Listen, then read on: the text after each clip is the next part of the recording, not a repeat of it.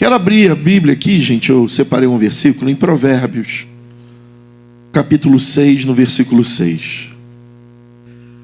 Vai ter com a formiga, ó preguiçoso, olha para os seus caminhos e ser sábio. Essa semana eu estava vendo uma reportagem, um documentário, e aí, não sei quantos já viram, uma pessoa pega metal fundido, eu acho que é chumbo, e coloca no buraco do formigueiro, e vai derretendo ali o metal derretido, e depois deixa esfriar, e cava em volta, e tira aquele metal, ele toma o formato, e dá para ver como a formiga constrói a sua casa, como é que é o formigueiro, toda essa estrutura tridimensional. Se você não viu ainda, coloque por favor depois, no intervalo aí no YouTube, metal derretido, formigueiro, que vai aparecer no YouTube, com certeza. Aí você tem ideia, a dimensão, como é que um bichinho tão pequenininho trabalha tanto. E aí, o que eu tenho hoje a dizer para a igreja? O tema hoje do nosso sermão, se quiser anotar, é: minha alimentação determina minha natureza. Aquilo que eu como determina quem eu sou. Amém? Quantos entenderam? Diga glória a Deus. A Vitória diz sempre isso para mim: meu sogro, o que a gente come determina o que você é. Não é verdade? Mas eu quero falar hoje de parte espiritual, tá bom? Aquilo que eu como vai determinar quem eu sou. Deus, ele é tão incrível, gente, que ele não mandou a gente aprender simplesmente com grandes mestres. Não é verdade? Que seria de uma pessoa que às vezes com uma sabedoria muito intensa e maior, vive lá no sertão ou em lugares longínquos que não tem oportunidade de frequentar nenhuma escola. Eu conheci uma pessoa assim. Constantino Ribeiro era o meu avô. Minha avó que ensinou ele a assinar o nome dele, não foi isso, pai? Mas era de uma sabedoria intensa. E muitas vezes eu via o meu avô observando, Fábio, coisas na própria natureza. E aí Deus está dando um conselho aqui, que os grandes mestres, muitas vezes, estão na própria criação. Árvores, rios, animais, e no nosso caso aqui, nesse momento, insetos. Quantos assistiram o filme que eu recomendei, Nada é para Sempre? Quantos assistiu, levanta a mão, diga glória a Deus. A lição naquele filme, quem dá é o rio, As pedras, Estão ali eternamente passando, não é verdade? Contemplando a história de nós, homens falíveis, que muitas vezes queremos determinar o curso do nosso próprio rio. E aí, gente, só para a gente explicar esse texto, o autor de Provérbios fala que a formiga ensina a gente a fugir da ociosidade, a fugir da procrastinação, e a formiga fala de sabedoria e preparação. E aí eu fui estudar sobre formiga e descobri que as formigas trabalham em equipe, Natália, sem precisar de ter um chefe o tempo todo. Ou seja, a formiga é a própria expressão da frase metafórica, missão dada. Ela sabe o que fazer e ela não precisa de ninguém ficar regulando. Ninguém está vigiando, ninguém cobrando. Pergunta quem está ao seu lado com muito carinho: você sabe o que tem que fazer? Então faça. Nós sabemos que é um Senhor que vê todas as coisas. Ele é onisciente. E muitas vezes as pessoas têm medo de que o outro saiba. Coloca senha no celular, senha no computador, o que Deus já sabe. Se nós entendermos e assumirmos e passarmos a viver e ter a certeza que o temor ao Senhor, como também diz o autor de Provérbios, é o princípio, é o começo de alguém que quer ser sábio. A gente não tem que ter medo da nossa esposa, do nosso marido abrir o nosso celular. Meu celular não tem senha, é acessível. A Duda vive pegando meu celular e tirando foto, né, Gisele? Tiram fotos, juvenis, adolescentes. Porque o maior temor, o maior medo que eu posso ter é do Espírito Santo ver algo na minha vida que impeça a continuidade dele agir a partir e através de mim. Então a formiga, ela sabe o que fazer e ela não precisa alguém estar cobrando. Como é chato, né? Chegar e falar, poxa, apaga a luz está cara. E a pessoa morando naquela casa, sabendo, e você tendo que pedir a mesma coisa. O meu pai e minha mãe usavam uma frase muito grande: não sou sócio da Light. Não é verdade? É assim as outras coisas também. Que a gente sabe que a gente precisa e tem que fazer, né? Para viver bem, para viver completo, para viver realizado, para viver em paz e para viver diante de Deus sem nenhuma cobrança. Porque o nosso Senhor muitas vezes vê, né, com um olhar de misericórdia, mas existe um acusador, existe um mentiroso, um safado, um desonesto, existe um mal educado, que quando ele percebeu que Jó tinha algo no coração contra os amigos dele, ele vai até a presença junto com os filhos, os anjos em volta do Senhor, né? E ele vai lá, quero ver se Jó é Jó mesmo, deixando de ser filhinho de papai. Essa foi a proposta do diabo, não é verdade? Só que hoje nós temos um advogado. Então, antes dele chegar com a acusação, o arrependimento já veio o coração. Hoje pela manhã eu escrevi um texto pequeno, curto, botei no grupo da igreja, botei no stories também do Instagram. Se o arrependimento chegou, a graça chegou junto. E nenhuma, levante sua mão e recebe, nenhuma condenação há para aqueles que estão em Cristo Jesus. Veja bem que não é aquele que é membro de uma igreja, ou que está numa igreja. Não é isso, não, é nenhuma condenação, é para aqueles que estão em Cristo. E como é estar em Cristo? Um coração contrito eu não desprezarei. Basta um coração contrito para ser de Jesus. Não precisa ser membro de igreja, não precisa ser pastor, não precisa ser dizimista, não precisa ter toda essa formalidade. Porque você pode ser tudo isso e não ser de Cristo. Pode até ser de uma igreja, ser pastor de uma igreja. Você pode ser o que for dentro de uma estrutura religiosa. Mas se o coração não for contrito, a gente não é de Jesus. E um coração contrito sabe o que fazer. E quem sabe o que fazer e faz, está aprovado. Amém ou não amém? Então, uma coisa que eu me preocupava quando era mais novo e não me preocupo hoje, né, pela minha alta baixa estima, era ter muito ciúme da pastora. Hoje eu não tenho, porque eu sei que ela tem um temor de Deus tremendo. E a minha mulher não vai viver nem fazer coisas porque ela ama tanto a Deus. Então eu ando sozinho, inseguro, porque ela sabe o que fazer. Eu tinha um tremendo medo dos meus filhos andarem por caminhos tortuosos. Hoje a minha preocupação se chama Bento. Quem ele vai ser? Hoje a minha preocupação se chama Lorenzo. Minha preocupação se chama...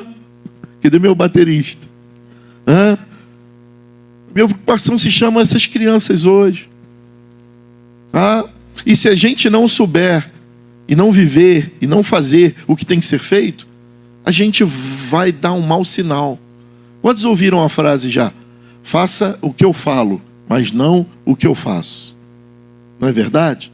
É uma frase anticristã. É uma frase do anticristo. Porque o cristianismo é um estilo de vida. Para ser, eu preciso fazer. Então eu preciso ser, mas antes eu preciso fazer. Não basta só a ortodoxia, como estudamos na classe dos homens. Orto, correta, doxa, lei. Não basta. Se existia um povo que vivia uma ortodoxia correta, eram os saduceus e os fariseus. Mas a ortopraxia não batia. A prática correta. Só existe ortodoxia se houver ortopraxia. A prática precisa ser correta e andar junto com a lei. Por quê? Jesus tentou ensinar o tempo todo que entre a vida e a lei, o que era mais importante? Trouxeram essa mulher em adultério, a vida. Senhor, o meu centurião está lá morrendo, a vida. Essa mulher está sangrando, fedendo há 12 anos, a vida. E no final, gente, ainda hoje, estarás comigo no paraíso. Quem inaugurou o céu não foi um sacerdote, não foi um pastor, não foi um levita, não foi um cantor gospel. Quem inaugurou o céu foi um ex-ladrão. Amém ou não amém? E a formiga vai nos ensinando tudo isso. A pastora tinha uma música que ela cantava para as crianças, que eu não vou saber cantar. Mas tem muito a ver. Elas ajuntam o tempo todo e trabalham no verão de forma tremenda, para no inverno elas terem a provisão. Preparo antecipado. Visão a longo prazo. Ou seja, quando tudo estiver bem, viva intensamente. Porque quando tiver tudo ruim, trazer à memória o que nos dá esperança. Eu não vou falar de dinheiro, fique tranquilo. Eu não vou falar de dízimo, fique tranquilo. Eu estou falando de Jesus no mundo espiritual. No dia que tiver tudo ruim, você precisa entender que teve um Deus que caminhou contigo no dia bom. E é só um tempo. Não pare, continue. O tempo bom irá voltar, assim como as estações do ano. E a formiga trabalha intensamente. E a pastora tinha um hino que ela cantava: eu quero ser uma formigarra, uma mistura de formiga com cigarra. E aí? O resto eu não lembro. Para trabalhar para o meu Senhor e louvar? Não peguei. Cantando o nome do Senhor. É um equilíbrio. O que, Rodrigo? A cigarra só canta. E canta tanto, Luísa, que ela chega a tum.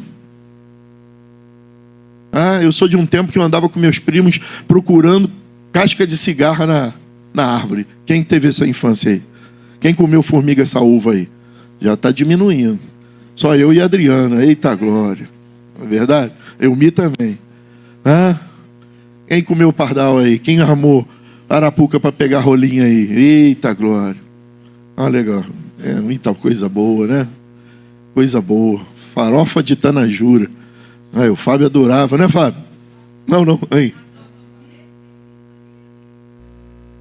Ela está com desejo de comer pizza de tanajura. Pai, tem uma missão para você lá na barra arrumar tanajura. Érico, vai ter que dar teu jeito, filho. Com certeza na Shopee tu vai achar tanajura seca. Ai. Então, quando a gente olha para esse exemplo da formiga, é Deus dizendo: pare de viver só o hoje. Pare de viver só o hoje. Se prepare pelo que vai chegar. É não viver desavisado. Muitas pessoas, né, gente, estão querendo viver o evangelho só do hoje. Eu recebo uma profecia hoje, eu tenho que voltar. Eu fico com pena de pastores que vivem isso. Gente, vamos para a Bíblia. Pastor Rodrigo, você me ajuda? Pastor Tiago, pastor Lucas, pastor Ulisses, aí, pessoal da teologia aí, me ajuda. Quantas vezes você vê Natan profetizando para Davi? Quantas vezes você vê Eliseu profetizando? E não é profecia tipo assim, eu estou vendo e vai acontecer e vai em algum lugar, em algum momento, para algum lugar. Era profecia tipo assim: olha só, eu sei que você não precisa de nada, que você tem um marido bom e você tem tudo, mas eu quero dizer uma coisa: de hoje a 1 ano eu vou voltar e você vai ter um menino aqui. Para sunamita, eram coisas assim, com objetivo, com específico. Eu não sou contra a profecia. A pastora reta, magra, eu pegava a cintura da pastora assim, tem foto, eu posso provar. Uma irmã parou perto dela e falou assim: você está grávida, é de um menino, em 1 ano você vai perder a conta de quantas vezes corta o cabelo dele. O pastor Tiago parece um macaco barbudo, né, de tanto cabelo. Se tirar a camisa, né? Então eu creio, não sou contra isso. Mas nós estamos vivendo um tempo que, se não tiver isso, não tem Deus. Eu falei na classe dos homens, se você pegar entre a sua Bíblia, entre o Novo e o Velho Testamento, a Bíblia de estudo, vai ter uma página em branco. Sabe o que significa essa página em branco? Escreve nela, pode escrever, não é pecado escrever, não. A plenitude dos tempos. Deus chama de plenitude dos tempos 500 anos sem falar com a humanidade, sem manifestar um profeta ou uma revelação. Adriano, a idade que o Brasil tem hoje aproximada, 1500, 2025, né? Bota aí, 500 anos. Foi o tempo, Eric, que Deus não falou. Ele só estava preparando. Então, fala para 100 aí o que já sabe. Tem gente que já virou até jargão isso, mas isso é uma verdade. Quando Deus está quieto, Ele está preparando algo para você.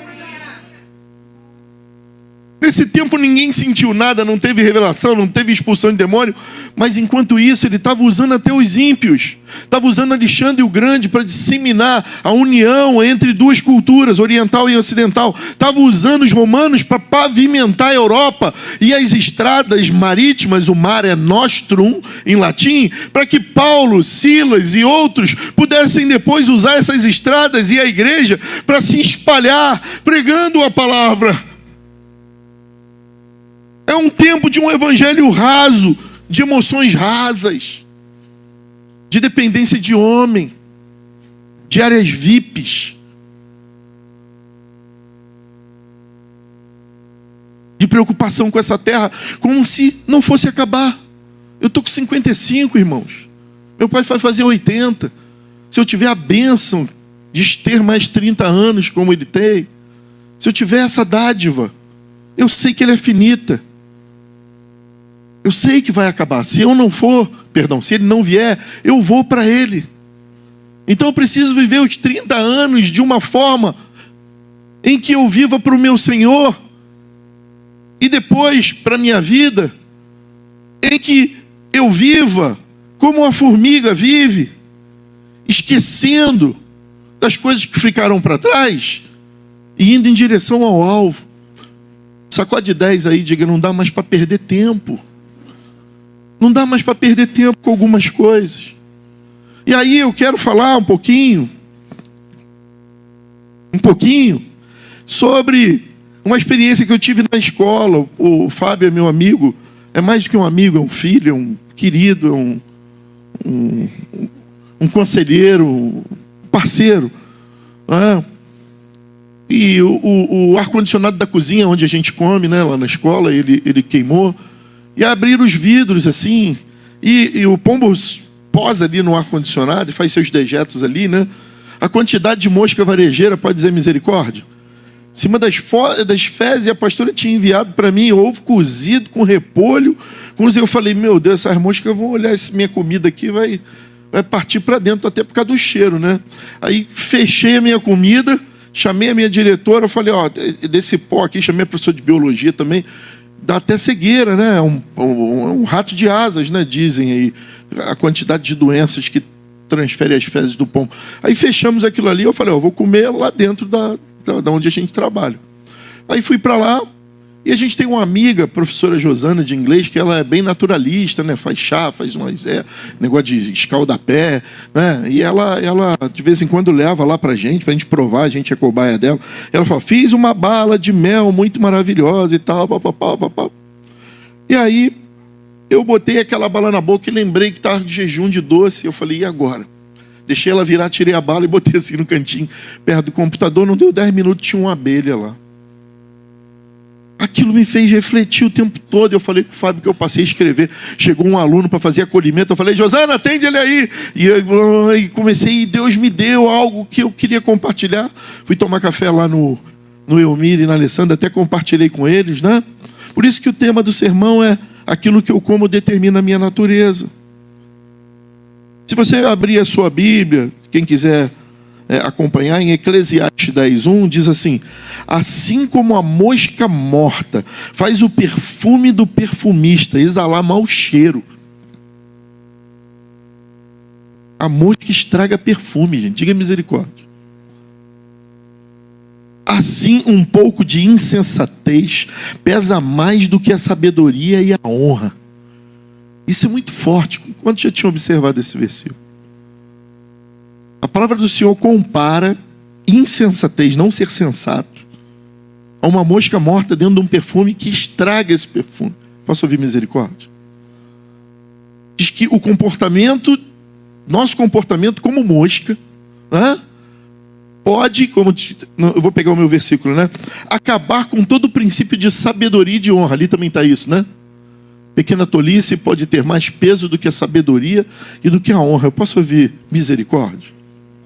E aí você vê em contrapartida o Salmo 119, versículo 103. É um dos salmos que eu mais amo, é o Salmo 119, O 105, então, lâmpada para os meus pés é a tua palavra e luz para o meu... Mas esse 103 diz assim: quão doces... 119, versículo 103.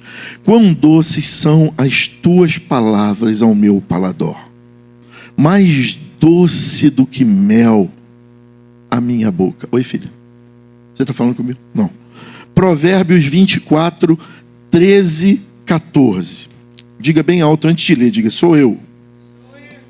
Ó o conselho, come mel, meu filho ou minha filha, porque é bom. O favo é doce ao teu paladar. Vamos ler junto agora? Assim será o conhecimento da sabedoria para a tua alma. Então a palavra nos afirma, nesses versículos que lemos, que nós temos que adotar o comportamento da abelha e nos afastar do comportamento da mosca. O que a mosca se alimenta, gente? Dejetos, escarros, coisa podre. Quanto mais podre e fedido, cru. Fala, Natália. Cocô. Verdade. E o que a abelha se alimenta? Sobretudo a abelha rainha. Se alimenta de quê? Néctar, pólen, mas sobretudo de geleia real. A abelha rainha come a geleia real para que ela continue sendo frutífera, gerando filhos. Então, nesse mundo, se a palavra de Deus é mais doce que o mel, o que não é a palavra de Deus é amargo como fel. Não é verdade? Sacode 10 que está ao teu lado assim: o que você tem comido? E aí eu quero te fazer uma pergunta, Jorginho.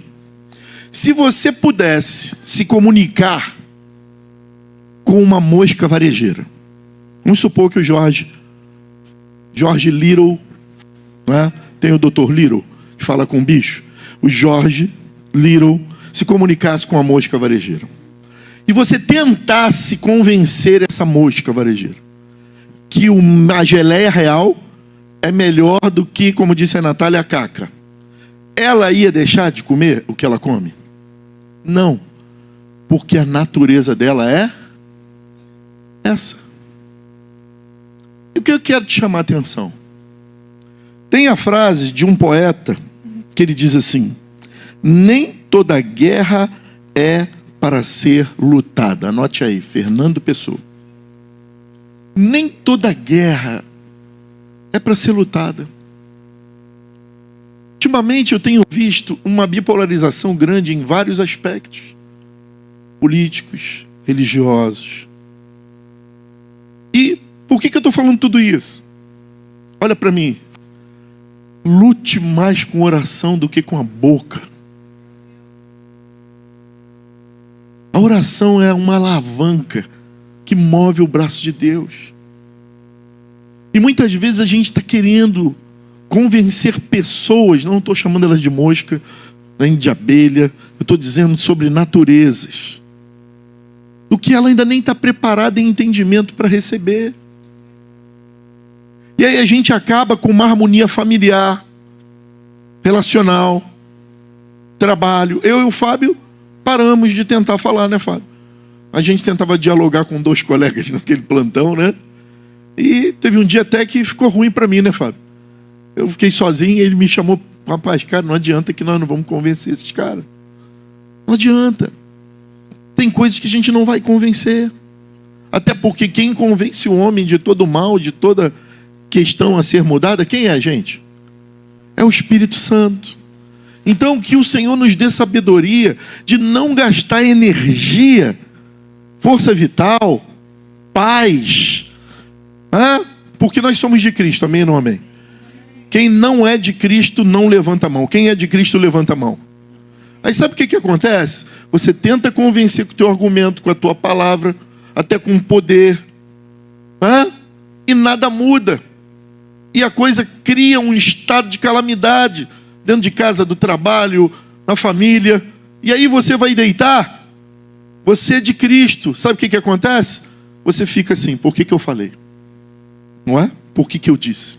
Eu podia ter ficado quieto. O que o Espírito Santo vem até você, ele vem até nós, e ele geme gemidos inexprimíveis. Então, eu quero pedir isso para mim.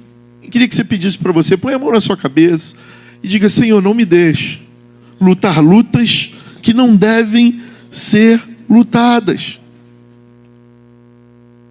Eu tenho certeza que mesmo você tendo convicções contrárias, se você for uma pessoa cheia do Espírito Santo, amável, adorada, talvez você convença mais e as pessoas olhem e falem, eu quero ser como ele ou como ela, do que com nossos embates. Jesus fugiu de embates. Ele falou o que tinha que falar. Mas houve momentos que ele falou, não vou lutar isso, que se eu lutar isso, eu não chego até o fim. Quer ver um exemplo? O Monte da Propiciação. Quando ele percebeu que estavam tramando para pegar ele e jogar ele lá de cima, o que ele fez, pastor? Quando ele viu que o povo só queria comer, né, Vilma? Você esteve lá com a gente, né? Só queria comer, e se fartar, e depois acabaram de comer, estavam querendo de novo. Ele falou, despede as multidões, e foi orar, foi para o monte orar. E aí eu estou emocionado porque vai chegar a conclusão disso tudo. No momento de maior dor dele, ele não confrontou, pelo contrário, ele brigou com Pedro e disse, guarda essa espada. Não era nem para tu estar andando com essa espada a essa hora. No momento que nós estamos vivendo, eu acabei de dizer que o Filho do Homem vai ser entregue. Eu disse que eu vou ressuscitar e você está caminhando com espada, Pedro. O que infere com a espada? E a máxima, eu tenho uma pregação sobre isso, eu vou achá-la e vou repetir essa pregação que eu preguei lá na freguesia. E a máxima é que Pedro podia ter cortado o nariz, a língua, o pescoço. Não é verdade? Eu creio que Pedro mirou o pescoço e errou. Né? Vou perguntar a ele um dia. É que foi logo a parte que Jesus mais ama. Ouve. E Deus restaurou. Eu sou professor de filosofia, né? Então eu gosto de ficar pensando. Eu não fico muito focado com o que Judas fez, né? Como eu disse na classe hoje, Jesus era um homem tão comum nos seus vestimentos, na sua maneira de andar e de falar, que para ser traído ele precisou ser beijado. Estava escuro, Getsemane. Hoje o Getsemane já é um lugar escuro. Imagina naquela época. Beija ele para a gente saber quem ele é, pô. Ele é igual a todo mundo, ele não anda de carrão, ele não anda de roupa diferente, nem de perfumes diferentes. Ele é igual a vocês. Então beija ele para a gente saber quem ele é. Eu não gosto de ficar pensando em Judas, até porque tem um dó de Judas muito grande. Primeira vez que eu fui no Geena, é um campo que aconteceram duas coisas. Eu senti uma dor, pai, mas uma dor profunda na minha alma. No Egito eu senti a minha maior opressão. Não foi Vilma, foi Ana. E elas acompanharam. A pastora teve que chamar a gente que me deu cãibra no corpo todo. Diga misericórdia. Mas no Geena é um campo em frente à cidade velha de Jerusalém. Nesse lugar não tem nada construído. Só tem um túmulo. O mesmo lugar em que Jonatas está enterrado, que traiu o pai dele. O mesmo lugar que Judas se enforcou. Você tem uma ideia? Roberto Carlos foi fazer um show. Perto desse lugar não foi ninguém. Tiveram que mudar o lugar. Até hoje é um lugar que só tem lixo lá. Então veja que a geografia de como a gente se comporta e no lugar que a gente se comporta determina o que aquilo vai ser. Então diga assim: a minha casa é uma colmeia. A minha casa é uma colmeia. E a gente precisa agir assim. A oração é a alavanca que move o braço de Deus. Menos minha boca, mais oração. Agora deixa eu te fazer pensar, né? Eu estava falando lá. Eu não gosto de ficar pensando muito em Judas. Jesus, a gente já sabe, ele é o concurso, né? Todo mundo que meteu o pé e fugiu, todo mundo correu. Pedro negando. Ah, você fala igual a ele. Não sei. Eu fico pensando, Marcelo, sabe de uma coisa? Como é que esse homem que Jesus colou a orelha de novo no lugar, como é que ele ficou naquele... Eu creio que ele foi um dos primeiros crentes ali. Meu Deus do céu. Foi me restaurado o poder de ouvir. Põe a mão nos teus ouvidos aí agora. Diga: Senhor, me restaura o poder de te ouvir. Eu preciso ser abelha.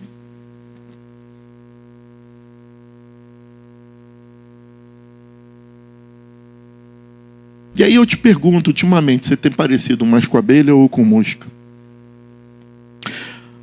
A abelha se alimenta de néctar, né? Como disse ali muito bem a Gisele. Produz mel, algo precioso, puro, doce, usado até como unguento. A abelha rainha, ela gera vida. As abelhas são tão organizadas que vivem em função de algo maior do que elas, a comunidade. Elas se unem para proteger o lugar que elas moram. Trabalhadoras focadas, produzem alimento de qualidade. A mosca varejeira vive rondando lixo, sujeira e podridão. Posso ouvir um misericórdia? Se alimenta daquilo que está em decomposição. Não adianta oferecer mel, como eu disse para o Jorginho, para uma mosca, né? Ela rejeita tudo que é puro. A satisfação dela é lixo.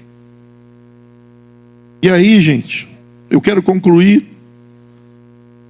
da seguinte forma. Sabe quanto tempo? Qual foi o tema do sermão também? Minha alimentação determina a minha natureza. Sabe quanto tempo vive uma abelha? Quanto tempo vive uma mosca? Isso me fez pensar e até voltar para a academia essa semana, gente. É verdade, estou todo destruído aqui. Tomei 1 grama ali de Novalgina, Adriana, para subir. Essa semana eu corri 7 quilômetros. Posso ouvir misericórdia? A pastora falou: me deixa aqui, que eu vou orar. Não foi, filho? Isso me fez pensar, também na minha saúde física. Mas eu quero que os irmãos saiam da estrutura física e viajem comigo um pouquinho. Uma mosca vive de 10 a 30 dias. Uma abelha de 4 a 5 anos. Eu pergunto, o que é 10 a 30 dias em relação a 4, 5 anos? Uma